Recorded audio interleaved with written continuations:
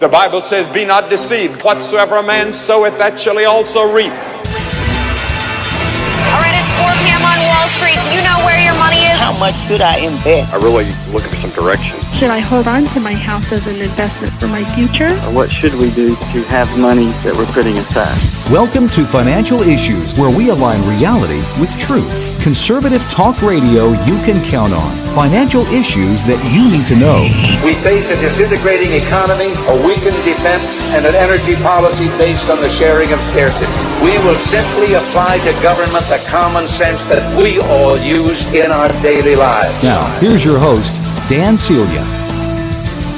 Good morning. Welcome back to Financial Issues. My name's Dan Celia. It's great to be here. We've got some economic data that's come out, some earnings reports more than economic data, but we had both. We had a little bit of economic data coming out in reference to the retail sales numbers. So the retail sales numbers did come in about 0.2%. They were up 2.2%. 0.2%. That's 0.2% for the month of December. Now, the month of November, they were originally up, so they said, 0.7%. Well, they revised that down to 0.4%. All that to say, retail sales numbers did not look all that good. Now, there are many that are talking about this as being a good number. When you break down the number and you look at how much was spent on food and drink, okay, for the holiday season, and then you take a look at clothing, and this is the first time, folks, in a lot of years that the Christmas season and the giving season was dominated by apparel. You know, it's usually tech, with TVs and those kinds of things. But apparel, buying clothes, does not usually dominate the numbers. Well, guess what? It dominated the number. Now, why is that important? Well, it probably isn't that important, and it probably only has meaning to me, unfortunately. But here's the deal. We are seeing this season more and more people that were giving gifts of necessity.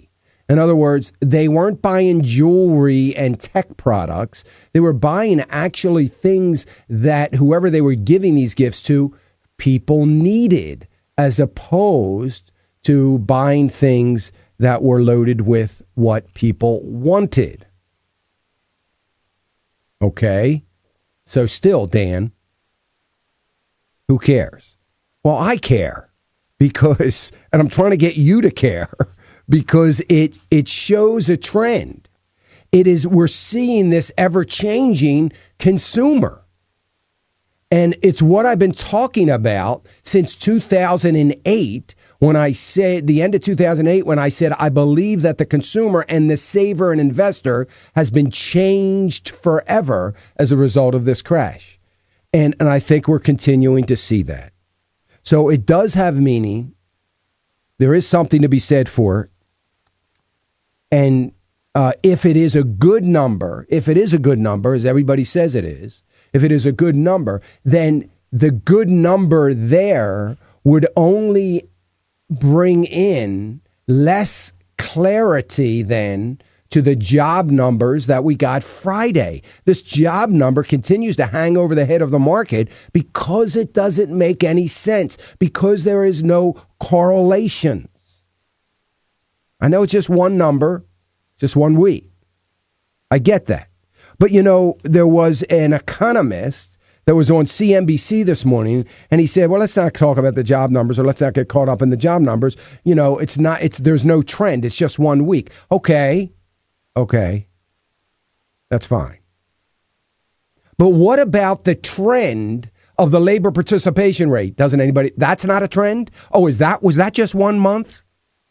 Oh, maybe that was just 1 month.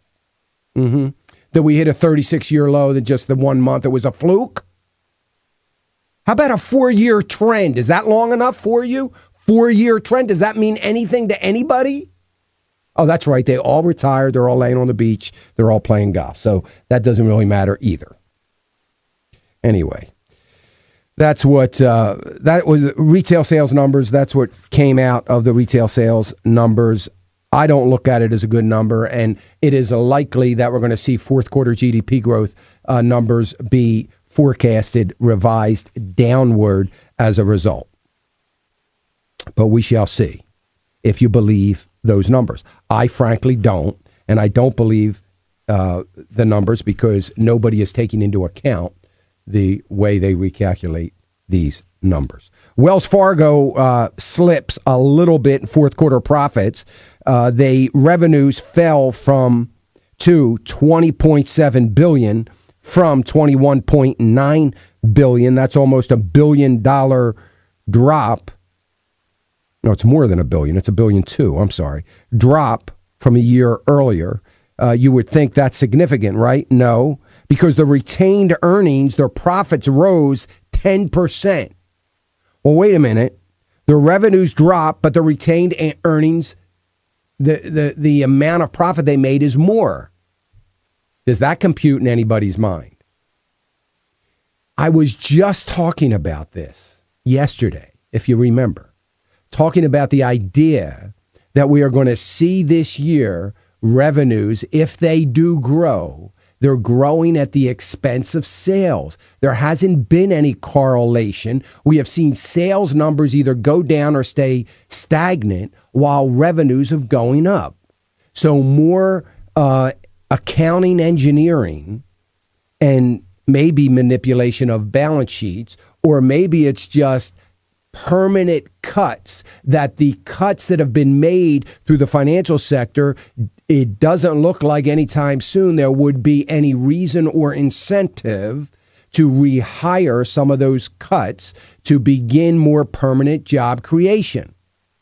There wouldn't be any incentive, right?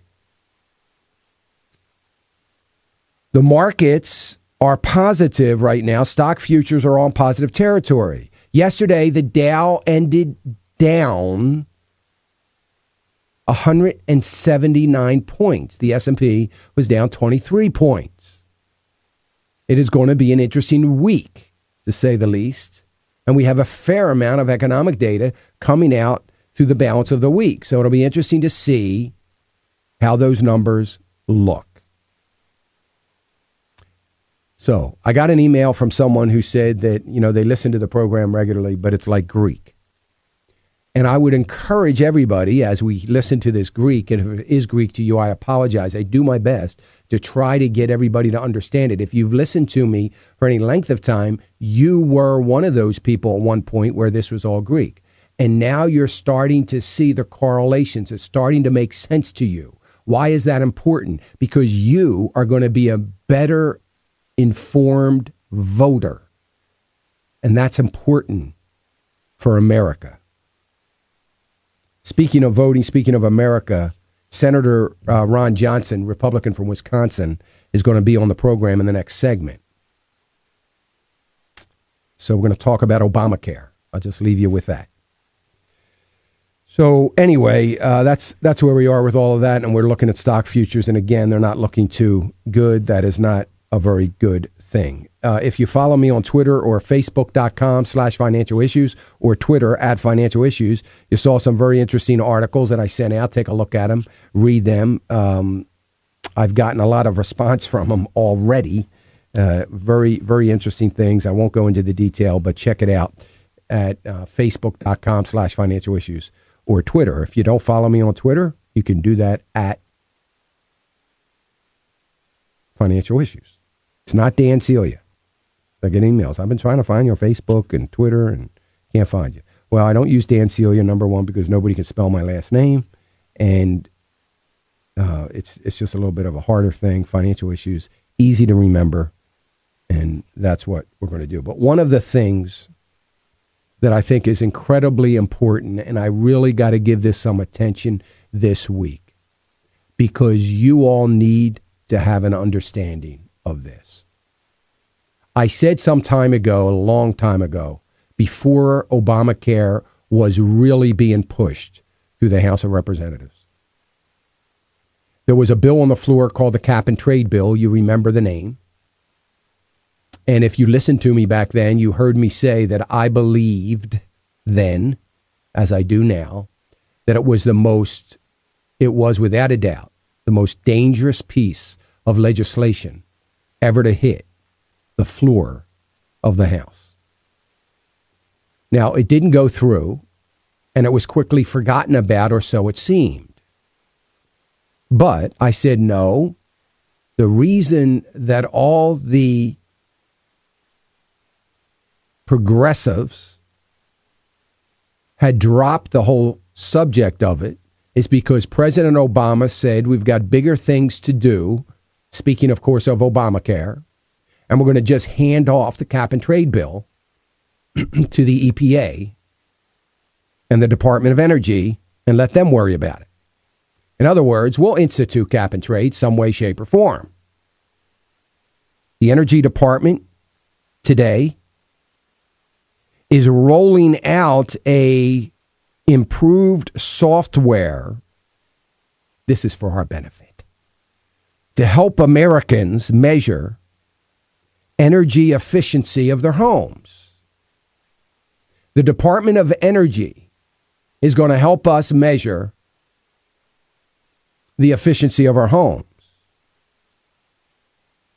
Now, this software will be a way that we can measure, the American people, because it's just for us, the consumers. Surely the government would have no interest in that data, right?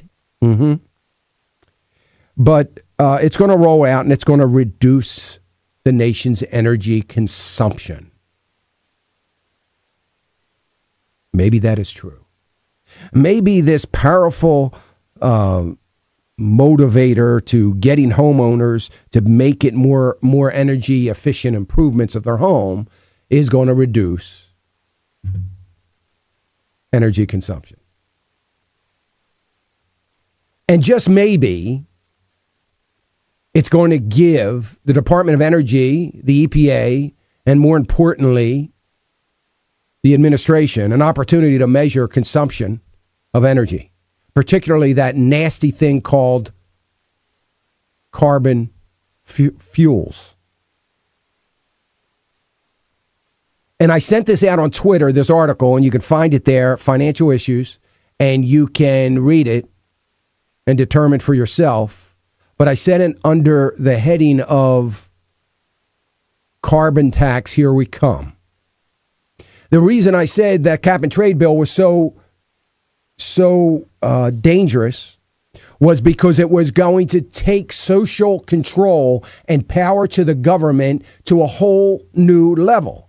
I said back then, if that law were to be passed, the government would have control on every single small businesses, the mom and pop operation that bakes cinnamon buns would be controlled by the government, because and including homeowners, because there would eventually be a tax on the use of our carbon, and there would be controls on the use of our carbon. In other words, there would be rationing of carbon. And if you are a baker, unfortunately, it takes an oven 400 degrees. I don't know really what it takes, but you can't bake bread without a certain temperature in the oven. And unfortunately, you're going to get hit the hardest. And these factories and these companies and these and people that have inefficient homes are going to be taxed dramatically on the use of the carbon, just like we will someday on how many miles we drive in our car. So it's interesting that the Department of Energy is working so hard to develop this software. All I can say, and I won't say any more about it, is buyer beware. Because it's leading to another piece of cap and trade. And I suspect we'll be hearing more about it. We're going to have Senator Ron Johnson, Republican from Wisconsin, on the program here right after the break. We're going to talk a little bit about Obamacare. Stay tuned. You're listening to Financial Issues. I'm Dan Celia. We'll be right back.